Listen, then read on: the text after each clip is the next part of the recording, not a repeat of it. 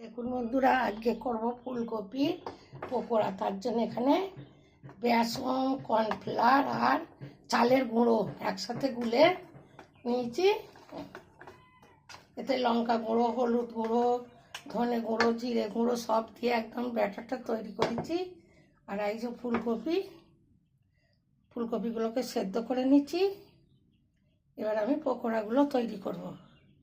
দেখুন বন্ধুরা, তেলটা গরম হয়ে গেছে, আমি একটা দিয়ে দেখছি তেলটা এসেছে কি। এইভাবে সবগুলো দিয়ে দেবো, সবগুলো তাড়াবে না, পর পর দেবো।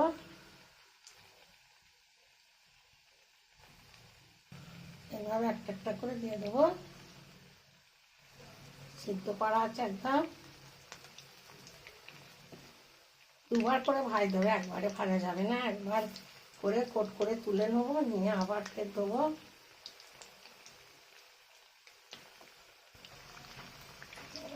দেখুন বন্ধুরা, ফুলকপির পকোড়াগুলো একবার করে ভেজে আমি কোট করে তুলে রাখবো, একটুখানি হালকা করে। তারপর আবার আর একবার দেবো। একদম সিদ্ধ করা কপি।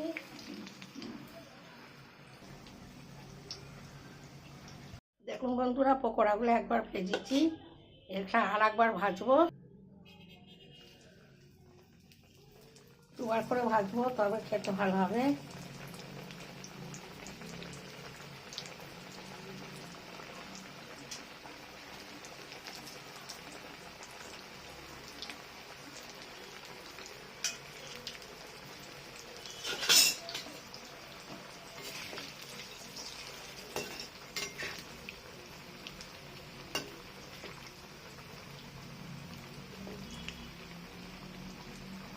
দেখুন বন্ধুরা, ফের একবার ভাজা হয়ে গেছে, তুলে নিচ্ছি।